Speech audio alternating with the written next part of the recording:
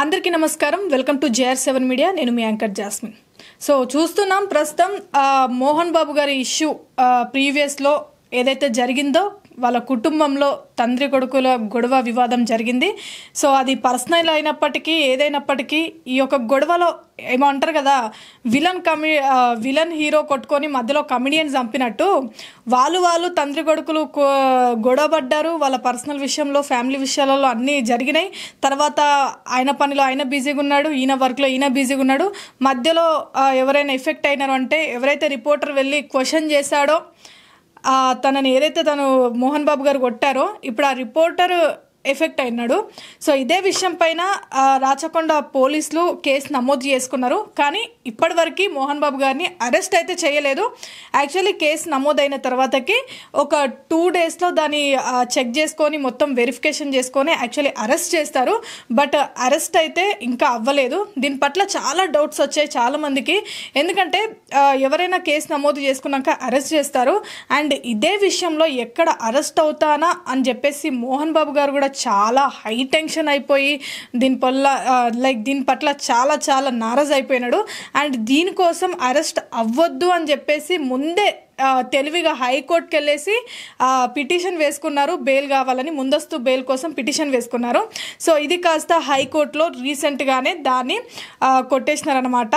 అది ముందస్తు బెయిల్ని రద్దు చేసేసినారు, ఇవ్వకుండా. ఓకే, అక్కడ రద్దు చేసినారు, అక్కడ ఇవ్వలేదని చెప్పేసి మళ్ళీ మోహన్ బాబు గారు ఏం చేసినారంటే సుప్రీంకోర్టుకి వెళ్ళేసి సో నాకు బెయిల్ కావాలి అని చెప్పేసి మళ్ళీ అక్కడ పిటిషన్ వేసుకున్నాడు. సో ఇక్కడ మనకి అందరూ అనుకుంటుంది ఏంటి అంటే, యాక్చువల్లీ అరెస్ట్ చేయాలి. ఇప్పటివరకు ఎందుకు అరెస్ట్ చేయలేదు?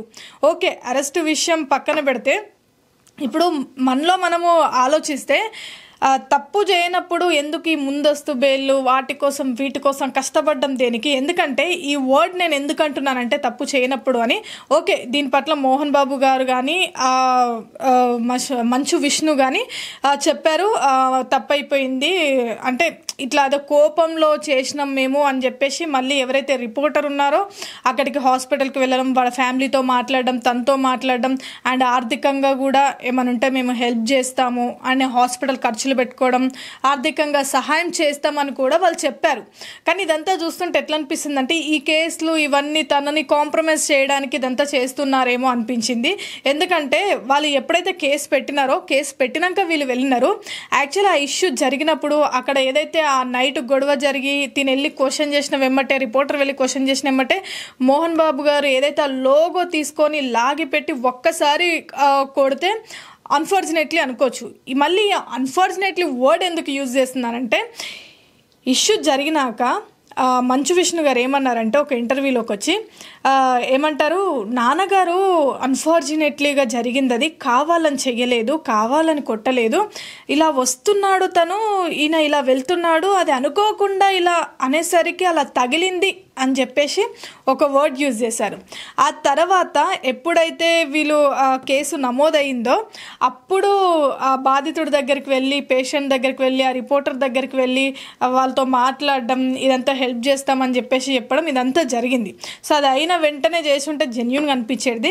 సో ఇదంతా పక్కన పెడితే స్టార్టింగ్ ఏమో అన్ఫార్చునేట్లీ అన్నవాళ్ళు తర్వాత తప్పైంది అని ఎందుకు చెప్పినారో నాకైతే అర్థం కాలేదు. ఆలోచించాలి. ఎందుకంటే అన్ఫార్చునేట్లీ జరిగింది, అన్ఫార్చునేట్లీగా జరిగింది అన్నట్టే ఉండాలి. మళ్ళీ వచ్చేసి తప్పైపోయింది, అలా జరిగి ఉండకూడదు అని చెప్పేసి కూడా మళ్ళీ మాట మార్చినారు ఇక్కడ.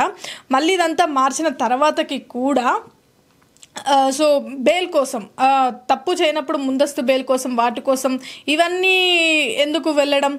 సో ఇదంతా ఏంది అంటే, ఒకవేళ ఇక్కడ ఏమంటారు అన్ఫార్చునేట్లీ జరిగింది, లేదంటే ఇంకేదో జరిగి ఉంటే మోహన్ బాబు గారు ఆ రోజు ఆ ఇష్యూలో మీరు అందరు అబ్జర్వ్ చేసినట్టయితే ఒకవైపు మనోజ్ గారు వస్తున్నారు, ఆ గేట్ ఓపెన్ చేయగానే మనోజ్ గారు ఇలా స్ట్రైట్గా వచ్చేస్తున్నారు. అక్కడ వాళ్ళ కోడలు కానీ మనోజ్ గారు కానీ అప్పుడే ఎంట్రీ ఇచ్చారు.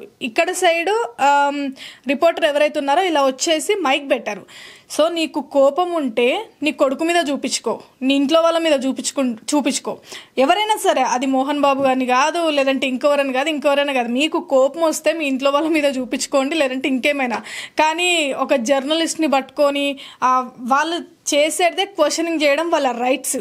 సో అలా క్వశ్చనింగ్ చేసిన వాళ్ళని పట్టుకొని ఒక్కసారి కాకుండా అది ఎంత కసితీర కొట్టినట్టుగా ఒకటోసారి రెండోసారి అంటూ పట్టపట కొడుతూనే ఉండే ఏకధాటిగా.